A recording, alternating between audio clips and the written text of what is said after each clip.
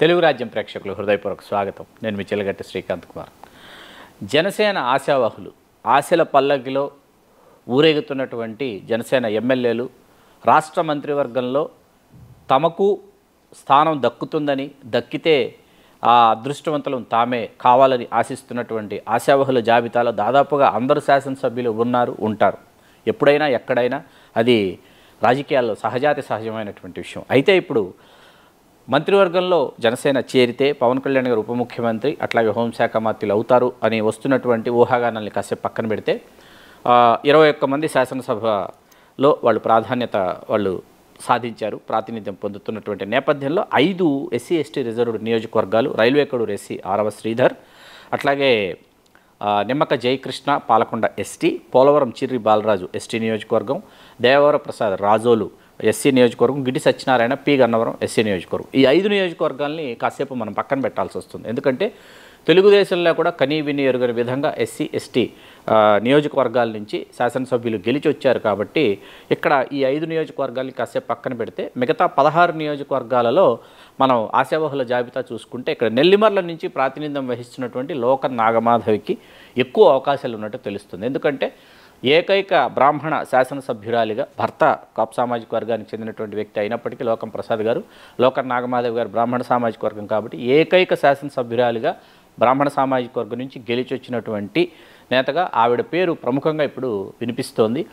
Talk of the politics కూడా అయ్యింది. ఆ తర్వాత మనం విజయనగరం జిల్లాకు వచ్చేటప్పటికి పాలకొండ ఎస్టీ, ఆ పాలకొండ ఎస్టీ నుంచి మనకి నిమ్మక జయకృష్ణ ఎస్టీ, వారు గతంలో తెలుగుదేశం నుంచి కూడా వారు పోటీ చేసి ఓడిపోయారు. వారిని కాసేపు మనం పక్కన పెడితే నెల్లిమర్ల నియోజకవర్గం నుంచి లోక నాగమాధవి గారి పేరు ఉమ్మడి విజయనగరం జిల్లా కాబట్టి ఆవిడ పేరు ప్రముఖంగా వినిపిస్తోంది. ఆ తర్వాత మనం ఉమ్మడి విశాఖ జిల్లాకు వచ్చేటప్పటికి వంశీకృష్ణ శ్రీనివాస్ యాదవ్ వారు గెలుపొందడం జరిగింది. అయితే పల్లా శ్రీనివాస్ యాదవ్ కనీ విని ఎరుగిన విధంగా 95,000 పైచిలకు ఓట్ల ఆధిక్యతతో తెలుగుదేశం పార్టీ నుంచి గెలుపొందారు. కాబట్టి పల్లా శ్రీనివాస్ యాదవ్కి అక్కడ అవకాశం లభించేటటువంటి అవకాశం ఉమ్మడి విశాఖ జిల్లా నుంచి కనిపిస్తోంది. అలా మనకు జనసేన ఎమ్మెల్యే అయినటువంటి వంశీకృష్ణ శ్రీనివాస్ యాదవ్కి గండిపడినట్టే పల్లా శ్రీనివాస్ యాదవ్ గారు రెండో పర్యాయం గెలుపొందారు. ప్రజారాజ్యంలో తన ప్రయాణాన్ని ప్రారంభించారు. విశాఖ లోక్సభ నుంచి పోటీ చేసి ఓడిపోయారు. ఆ తర్వాత తెలుగుదేశం అభ్యర్థిగా 2014 ఎన్నికల్లో గెలుపొందారు. 19లో ఓడిపోయారు. 24 తిరిగి గెలిచారు. తిరిగి గెలవడం కూడా 95,000 పైచిల కోట్ల ఆధిక్యతతో హైయెస్ట్ మెజారిటీ ఆఫ్ ఆంధ్రప్రదేశ్ వారు గెలుపొందడం జరిగింది. కాబట్టి వారికి అవకాశాలు మెరుగ్గా ఉన్నాయని తెలుస్తుంది. ఆ విధంగా జనసేనకి గండిపడినట్టే. ఇక్కడ గవర్ సామాజిక వర్గం నుంచి అనకాపల్లి నుంచి కొనతాల రామకృష్ణ గారు గెలిచారు జనసేన నుంచి.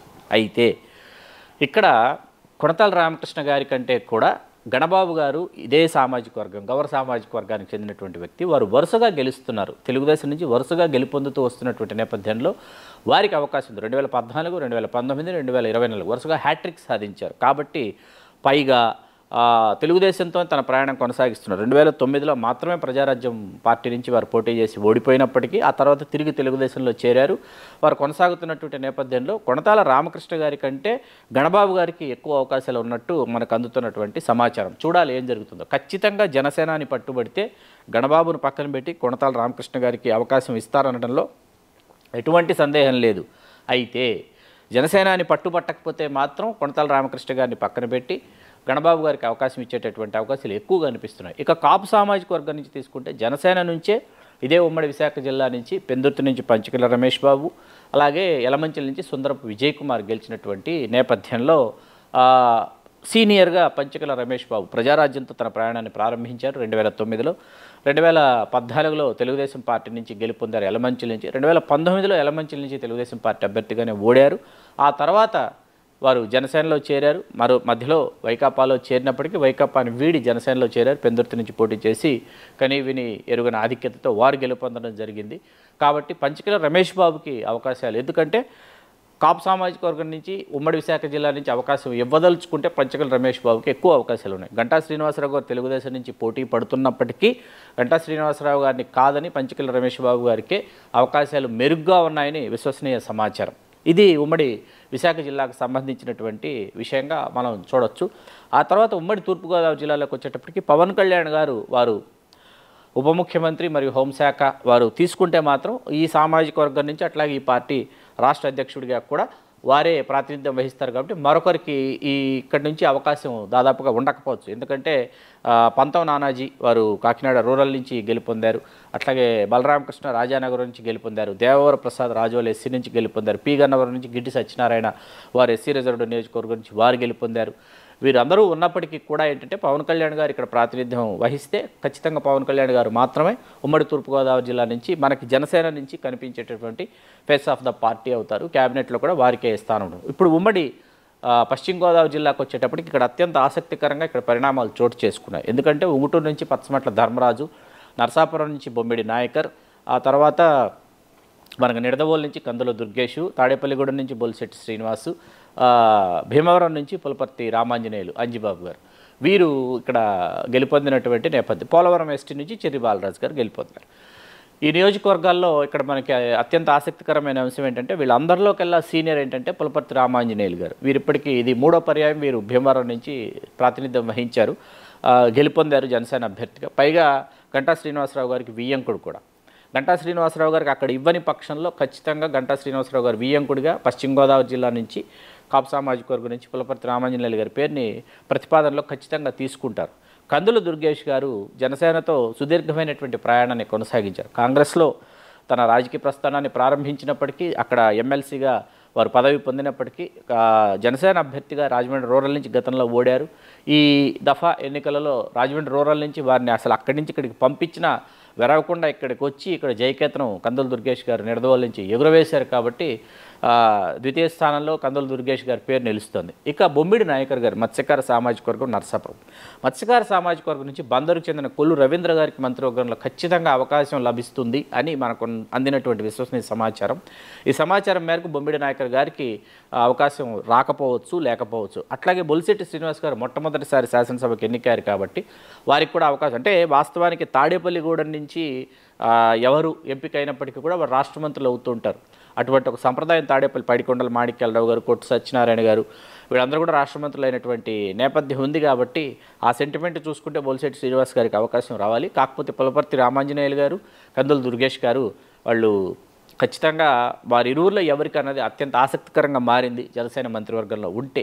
ఇక ధర్మరాజు గారు ఉంగుటూరు క్షత్రియ సామాజిక వర్గం నుంచి ఉండి నుంచి రఘురామకృష్ణరాజు గారు మంత్రివర్గంలో వారు ఉండబోతున్నారు. వారు కీలకమైనటువంటి పదవిని పొందబోతున్నారని తెలుస్తోంది కాబట్టి పచ్చమట్ల ధర్మరాజు గారికి అవకాశం దాదాపుగా లేకపోవచ్చు. ఇప్పుడు ఉమ్మడి కృష్ణా జిల్లాకు వచ్చేటప్పటికి ఇక్కడ అందరూ ఊహిస్తున్నటువంటి పేరు మండలి బుద్ధప్రసాద్ గారు. అవనగడ్డ నుంచి ఎవరు గెలిచినా వారు మంత్రివర్గంలో ఉంటూ వస్తారని ఇప్పుడు బుద్ధప్రసాద్ గారి పేరు ఇక్కడ ప్రతిపాదనలోకి వచ్చింది. బుద్ధప్రసాద్ గారా లేకపోతే విజయవాడ సెంట్రల్ నుంచి గెలిచినటువంటి బొండా ఉమామహేశ్వరరావు గారా?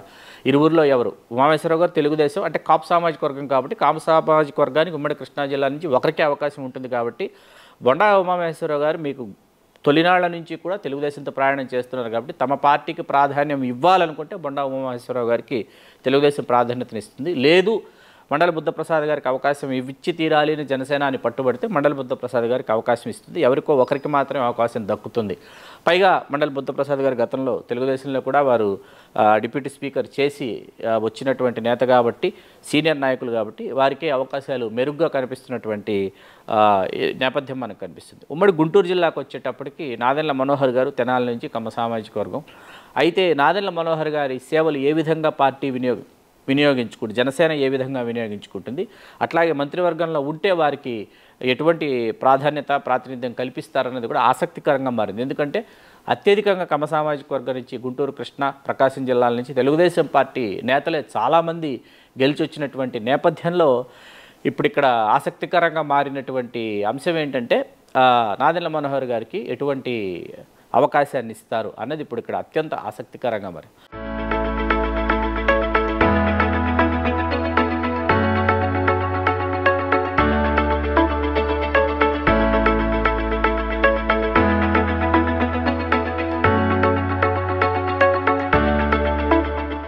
ఇక మనం రాయలసీమ జిల్లాలోకి వచ్చేటప్పటికి అందరికీ తెలిసిందే రైల్వే కోడూరులో పోటీ చేశారు, అట్లాగే తిరుపతిలో పోటీ చేశారు. రైల్వే కోడూరు ఎస్సీ రిజర్వ్డ్ మొట్టమొదటిసారి పోటీ చేసినటువంటి నేపథ్యంలో ఇతర ఎస్సీ రిజర్వ్డ్ నియోజకవర్గాల్లో తెలుగుదేశం పార్టీ నాయకులు చాలామంది ఉన్నారు కాబట్టి వారికి అవకాశాలు లభించేటటువంటి అవకాశాలు కనిపిస్తున్న నేపథ్యంలో తిరుపతి ఎవరు ఊహించిన విధంగా కనీవినేరుగన ఆధిక్యత 62,000 పైచిలు కోట్ల ఆధిక్యతతో ఆర్ఎన్ శ్రీనివాసులు గారు బలిజ సామాజిక వర్గం నుంచి గెలిచారు. ఇప్పుడు నారాయణ గారు బలిజ సామాజిక వర్గం, వారు నెల్లూరు. నారాయణ గారికి అవకాశం దక్కితే రాయలసీమ నెల్లూరు జిల్లాలను ఒక యూనిట్ కింద తీసుకుని ఆర్ఎన్ శ్రీనివాసులు గారికి అవకాశం లేకపోవచ్చు. లేదు రాయలసీమనే ప్రత్యేకంగా తీసుకుంటే మాత్రం ఆర్ఎన్ శ్రీనివాసులు గారికి మంత్రివర్గంలో వారు ఉండేటటువంటి అవకాశం అయితే ప్రస్ఫుటంగా కనిపిస్తోంది. ఎందుకంటే కనీవినేరుగన ఆధిక్యతతో గెలుపొందడం, ఆ తర్వాత సీనియర్ రాజకీయ నేత కావటం, ఇట్లాంటి అంశాలన్నీ కూడా వారికి కలిసి వస్తున్నటువంటి నేపథ్యంలో ఒకవేళ ఆర్ఎన్ శ్రీనివాసులు గారికి, నారాయణ గారికి ఇరువురికి అటు నెల్లూరు జిల్లా నుంచి ఇటు చిత్తూరు జిల్లా నుంచి, ఇప్పుడు తిరుపతి జిల్లా అనుకోండి, అది ఉమ్మడి చిత్తూరు జిల్లా, అలాగే రాయలసీమ జిల్లాల నుంచి ఆర్ఎన్ శ్రీనివాసులు గారికి అవకాశం ఇచ్చినట్టు ఉంటుంది అని కూడా ఒక అంశం అయితే తెర మీదకి వచ్చింది. చూడాలి. జనసేన మంత్రివర్గంలో ఉంటే వినిపిస్తున్నటువంటి ఆశల పల్లెకిలో ఊరేగుతున్నటువంటి వారి పేర్లు ఇవి. అదృష్టవంతులు ఎవరు అన్నది మరికొద్ది గంటల్లో తేలిపోబోతుంది. చూస్తూనే ఉండండి తెలుగు రాజ్యం. మీ Chillagattu Srikanth. Please do subscribe to Telugu Rajyam channel. Please do subscribe to Telugu Rajyam channel. Please do subscribe to Telugu Rajyam channel. Hi అండి, నేను మీ ఆర్పీని, నెల్లూరు పెద్దారెడ్డి చేపల పులుసు ఓనర్ని. మీరు తెలుగు రాజ్యం అనే ఈ యూట్యూబ్ ఛానల్ సబ్స్క్రైబ్ చేసుకుని మంచి మంచి వీడియోలతో వస్తారు.